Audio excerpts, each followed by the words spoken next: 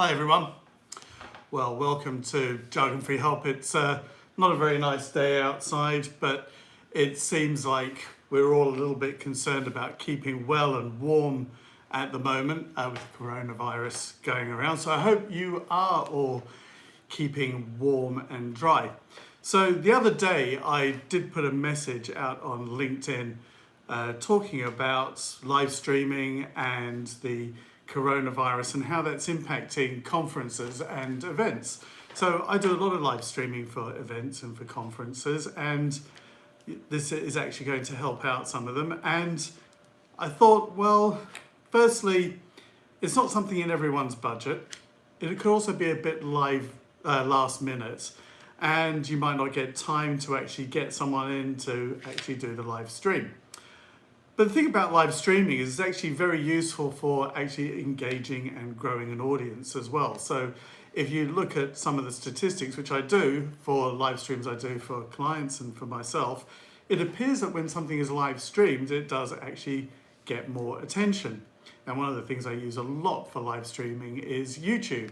And I do normally have a laptop, and I can send it out actually to YouTube, Facebook, and Twitter all at the same time.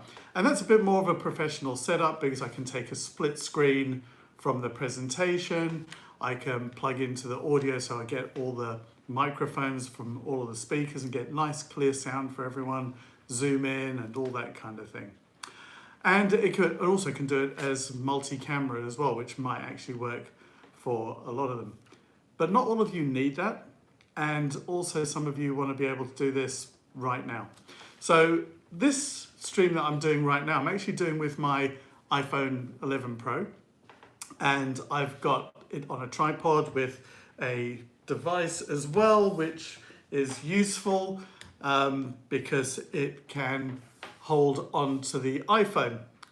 So when you're doing this, you're probably thinking, how am I actually going to keep the iPhone or your smartphone steady? And you can use YouTube to do this. Now, if you're doing a conference, you might actually be thinking, I don't need this to go out to everyone in the whole world. Although that would be good if you're trying to grow your audience. The nice thing about YouTube is you can actually have it as unlisted so that people can't search for it and find it. All they can do is use it with when they get the link. So you send them a link, like I've done on, say, like LinkedIn today, and that gives them a link to here. Although this is a public broadcast, so anyone could search and find for this.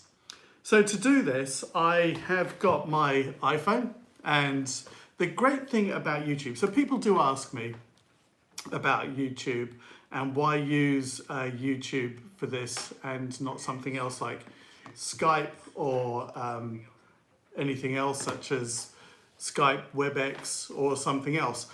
Well, the nice thing about YouTube is, one, it's free, it's pretty reliable, and people at the other end don't need any software, and they can use it on their phones, they can use it on their desktop, and actually even on things like Apple TV and their tablets as well. And that overcomes a whole load of issues around that. The other thing about WebEx and Skype, which does have its uses, and I have seen it used for when people want to do keynote presentations and they can't attend, or they're just remote and they use Skype or WebEx or something else to do that. The problem is you've kind of got to manage the users.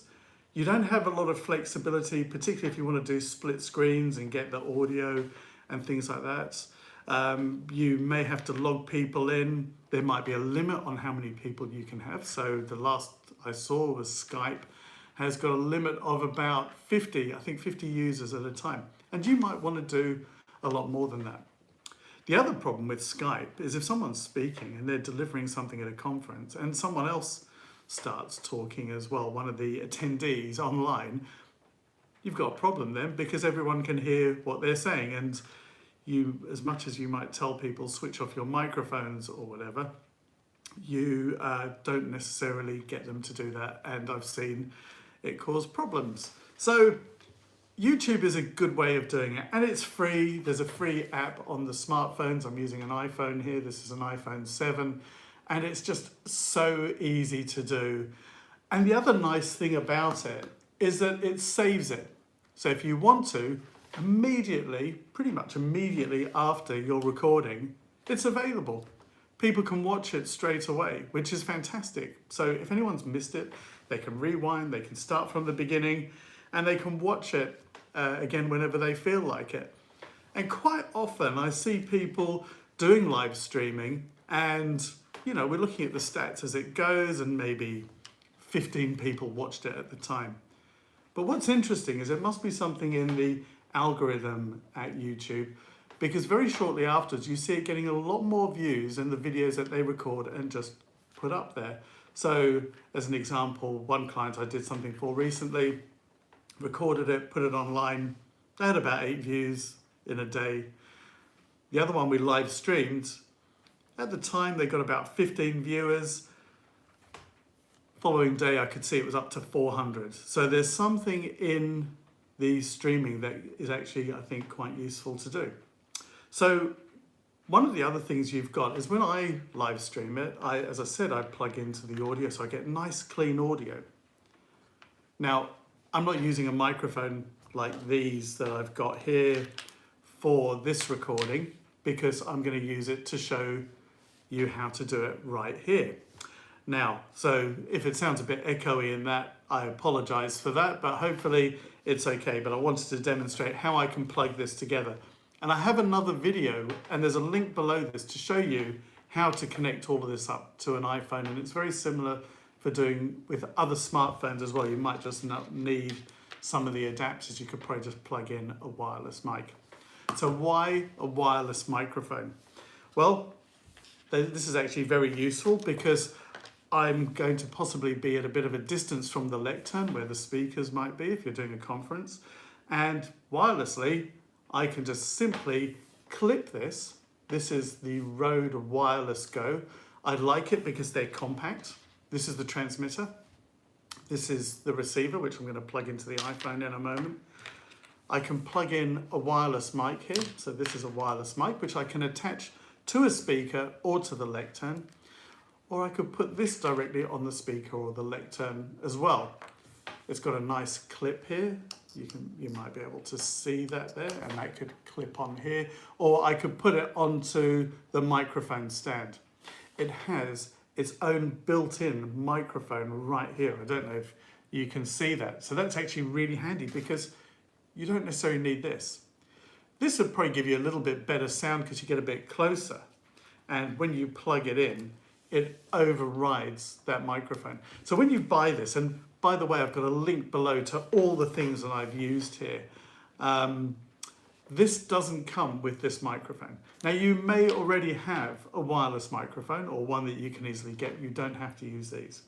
So I like these because they're lightweight and you can charge them up. They've got little lithium ion batteries in them and you just charge them up using a USB connector. Right there, somewhere here. Yep, on both of those. So, and they last quite a while. So battery power is important because if you're doing a whole day, you might run into a bit of a problem. And the same for using your phone as well. You might need that extra bit of power. There is another problem to using a phone if you were thinking about using it all day to do a conference, and that is getting messages, phone calls, notifications, and that could take out the phone.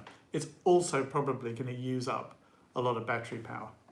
So you could plug it into mains if that's possible. Or, like I do, I've got one of these power banks. This is a RAV Power power bank. I'm going to put the link below so you can get one of these as well if you want to find them and find out more information. I can use the USB to charge this, and in fact, it's got 3 ports on this one. I'd probably want a separate one for the phone, or maybe for the phone and the receiver at the same time, and a separate one for this because this is going to be at the front somewhere. So that's what I use. Now, if you're connecting this to any other smartphone, my understanding is you've just got your connector here, and it would plug into the jack that you use for, say, your headphones. There is another problem with using this is you can't listen at the same time to see how good the sound is. So that's another advantage of having a camera and stuff like that. And do you know what? I think I'm going to do another one of these live streams tomorrow to show you how I do this with a laptop and the difference it makes. I won't be showing you too much, none of the really technical stuff, but just how it works. So to plug it into one of these iPhones, it's now got one of these lightning connectors, which is a lot of them. So this is an iPhone 7 and there's been a few since. You need this adapter here. Okay, this is an iPhone adapter. It's a lightning to 3.5mm jack. As I said, I've got all the links below. That goes in here. Bless Apple, I like their things, but to then plug in a microphone, I need this adapter from Rode, who are the same people that make these little microphones. And it converts it so that the wires are all the right way around. That's the best way to describe it, so that I can then plug this in. Now, as I said, I've got a video showing you more on how to do this, but basically that's what you're going to do. Then when they're on, and do you know what I really like about this microphone? I'm just going to switch it on here, both of them. They're just so easy, and you just throw them in your bag as well. If you get a couple of these, you wouldn't have to necessarily worry. But can you see here? You can see the sounds coming through as I'm speaking. You can see the level going up and down. And sorry, it's gone into sort of, there you are. And you can also see it's got a TX and RX. That's showing you the battery level. TX is the transmitter. That's the one that the microphone's plugged into. And RX is the receiver. That's this.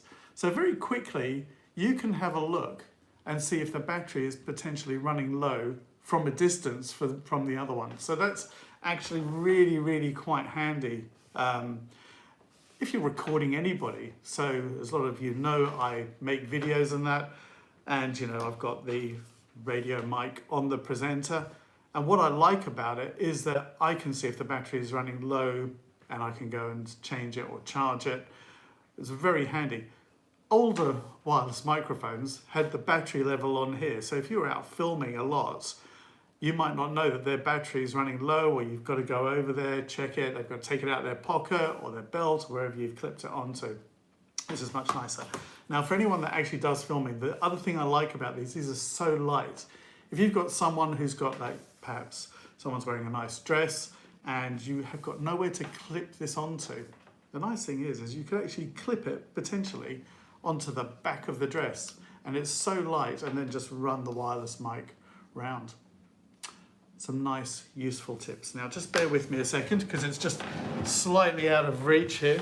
I've got something else that I want to just show you, which is the tripod and that I use here for putting this together. So just bear with me 1 second, and in here somewhere, we've got loads of junk. This is the job of being, I guess, someone out on the go filming. What you want to do is get your iPhone onto a tripod, or your smartphone. I'm just going to unplug this just to make it a little bit easier.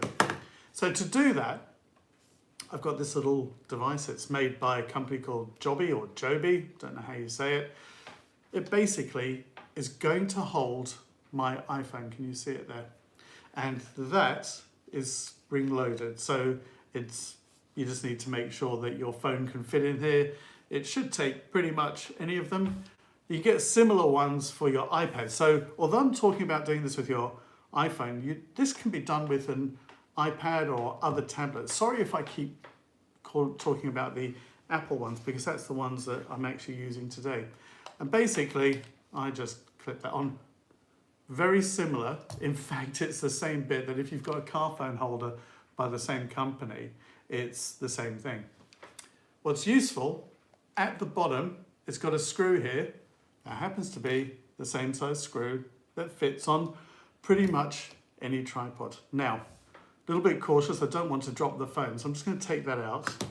I've got this little mini, it's a professional mini, I don't know how you say it, Siriu professional mini tripod. Again, the link is below. This is great. I take this on holiday. It allows me to take photos remotely and all that kind of thing. So I'm just going to remove this bit. This is the plate. That's what holds it on. So I'm just going to unscrew it and just slide it off. and that is going to screw on here. So let's just do that. Okay, yeah. And should have something like a little coin here so that I can tighten that on. You know, this tripod is brilliant. It does hold the weight of my professional camera as well. So this is great for going anywhere. So it's got nice tripod legs, okay? And the cool thing is if you want to get really low, so if you're on holiday, you want to get a really nice low shot, you might be in a church or museum or something like that, make sure people don't trip on these things. You can actually make it go really low down. So I just twisted this little ring here and that goes pretty flat. So that's kind of cool. And you might find it useful perhaps when you're doing other things as well. So there's this tripod. It has a strap that comes with it as well. So you could actually strap it onto something like a pole or something like that. So you can actually get a bit more height. Okay, so I've screwed that on. That now goes on like this. And it then clips on here and just make sure you've tightened the screw on it. So I'm using the front camera on this, but if you were live streaming, you would probably have it this way around and use this camera here. And if you've got one of the other ones like an iPhone 8 or 10 or an 11, you've got multiple lenses as well, which can help too. So this is really great. So I'm going to use YouTube to do this. I'm going to show you quickly how to set that up. So you can kind of set it up in advance and you can put a description in and create a link so you can send it off to people for them to actually find. So let's just move that out of the way. I don't need any of this. Hopefully you know now about the microphone as well. So don't forget you need all of these. I actually have like a little bag, and what's really good are these clear, what I would describe as makeup bags, but film companies make them as well. And then you can quickly see everything that you've got in the bag and everything is together, which is really handy. One other thing, if you are going to live stream, make sure you do get consent from whoever's going to be on there, that they know that this is happening. Could be a little bit embarrassing if they find out afterwards or if they actually say no to it. Okay, so I'm in. So the great thing about YouTube is the app that comes on that I've got on the phone here. It's free. You can download it from the App Store or any of the app stores. So it's quite neat. So you could use it on any kind of smart device. There it is. That's iPhone. I'm actually on my channel. So I've opened up YouTube. In the top here, you can see there's what looks like a little camera with a plus sign in it. So this is the other thing you just need to make sure of, and you should really test this in advance, that your account is set up, your YouTube account is set up for live streaming. And the nice thing about that is when you've done the live stream, you need to check that. It's really important that you know that that's actually working. So, sorry, someone's at my door. They're just going to have to wait for a moment. So the thing is that when you tap on, you need to make sure that your account is set up. I'm sorry about that interruption. You can make sure that your account is set up, but you need to test it on here to make sure it's set up for mobile as well. Otherwise, this is just not going to work. So the thing you need to do is tap on that, and then you get the options to come up with live, which is the one in the middle there. And what you do, you just tap on live. It's at the top there, you can see I can type in a title and so on. And I can just type in test here. And there you are.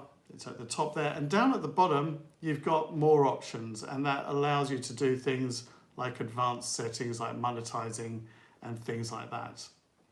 Once you've done that, you'll see down at the bottom, it's got next. And if you tap on next, you will then get an option for a thumbnail. It's going to come up with a thumbnail there. It takes it automatically. That comes up as what's your poster when people are waiting for it to go live, and that's what is on your YouTube channel. And then down the bottom, and you can retake it. There's a little button there for the that you can see that looks like a pencil. So if you tap go live, you can do it this way, and you can tap on it to stream it as portrait. I prefer to do it this way, and you can see that is ready to go. And it's actually live right now. So I'm actually sending out another. This is the problem here. Someone's trying to call me and they're just going to have to wait for a moment. Let me just go back into my YouTube. Let me just stop that. So I'm getting interrupted here, which is not the great way to do this. Wasn't expecting anyone at the door. So let me just go here. Let me just do this again. Let me go live. There is a key thing that I wanted to show you, which is there, which says public. And I've also got unlisted. You can see it now says unlisted at the top there. Now, the thing about that being unlisted, it means that only people with the link can actually do that. So there you have it. And once you go live, you've then got a lot of options for people to kind of watch you. And I think I'm going to have to cut this a bit short because someone's just going to keep ringing. Anyway, thank you for watching. Thank you for supporting this channel. So many of you do. If you don't know, I've got lots of videos, over 350 videos showing you tech and photography and video online. If you want to know more, click on subscribe below, and that way you'll be kept up to date. And look out tomorrow as well, because I'll be doing another live stream showing you how you can do this with using a laptop and a more sophisticated kind of setup for your live stream. Thanks for watching. Do keep well and hope to see you soon.